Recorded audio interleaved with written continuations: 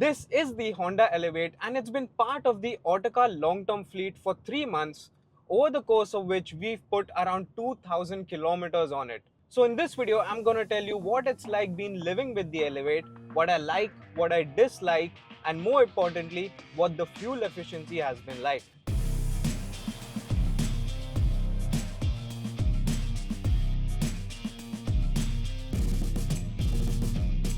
What I like most about the Elevate is just how easy and effortless it is to drive.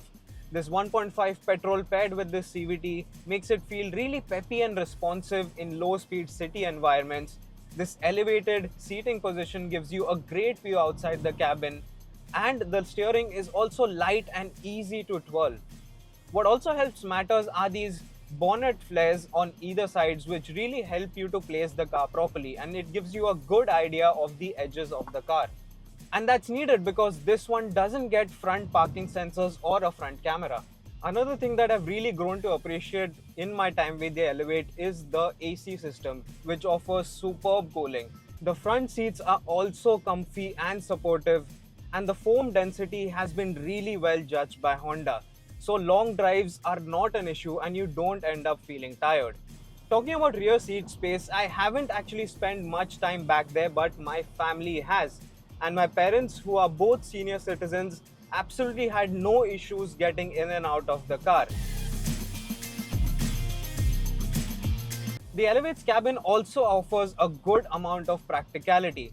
There is two cup holders here, there's some storage space under the armrest, a big door bins, and you also get a wireless charging pad where you can keep your phone.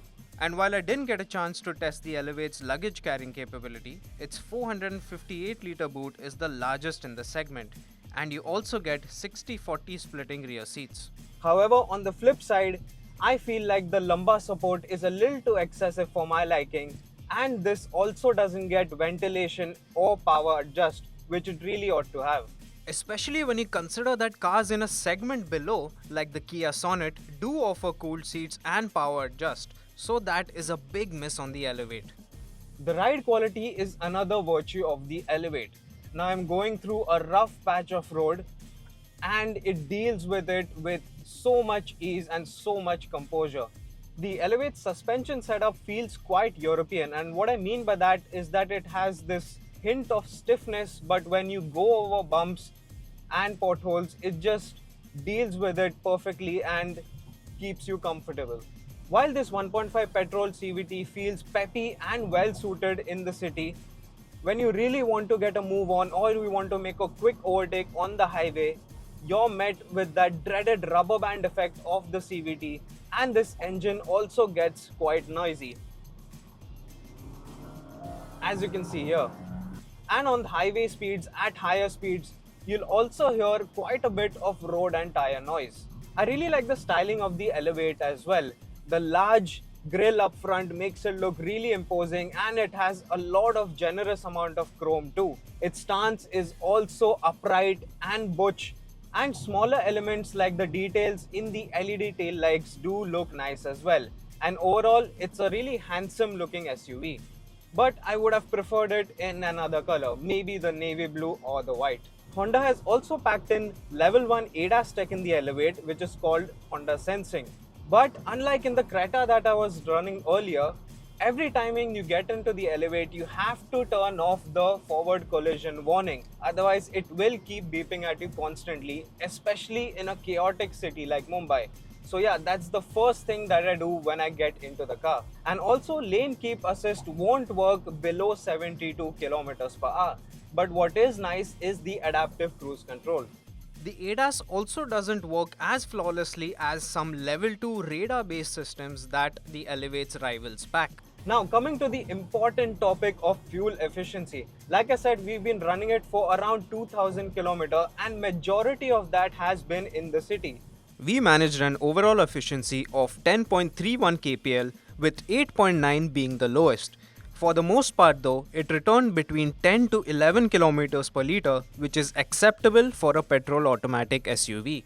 And that's without any mild hybrid assistance or an auto start-stop feature. What's also nice is that the fuel efficiency figure displayed in the MID is quite accurate to real-world figures. What has been a downer though is the Elevate's feature list or the lack thereof. Sure, it does get the basics like a small sunroof and a touchscreen, but when you compare it to rivals, it really falls short. Things you miss out on are a large panoramic sunroof, 360-degree camera, dual zone climate control, and even this roof liner is not a premium knitted sort of roof liner, it is a woven roof liner. What leaves me wanting more, however, is the audio quality of the sound system. It is decent, but rivals like the Creta's Bose and the Curve's JBL offer better. Speaking of which, the camera quality is also not as good as rivals. It does come across as a bit low res and choppy. Another thing that could have been better executed is the blind spot monitor. It is a nice and useful feature to have, but the feed shows up in the touchscreen, and when you have the navigation on and you turn the indicator, it just goes away completely, and for a second or two you get confused as to which turn that you have to take.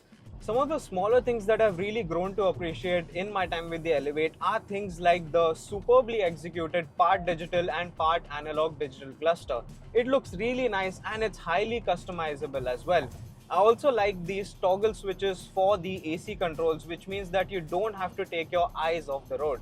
Other than that, the infotainment system has also been easy to use and it has been glitch free. In fact, the entire car has been glitch free. There have been absolutely no issues. It is a Honda after all.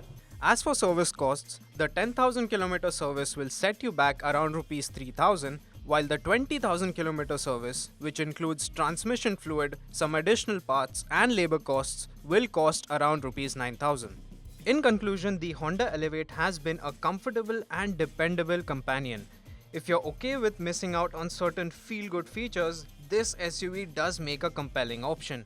So if you are in the market for an SUV that's easy to drive and it gives you that peace of mind, the Elevate should definitely be on your shortlist.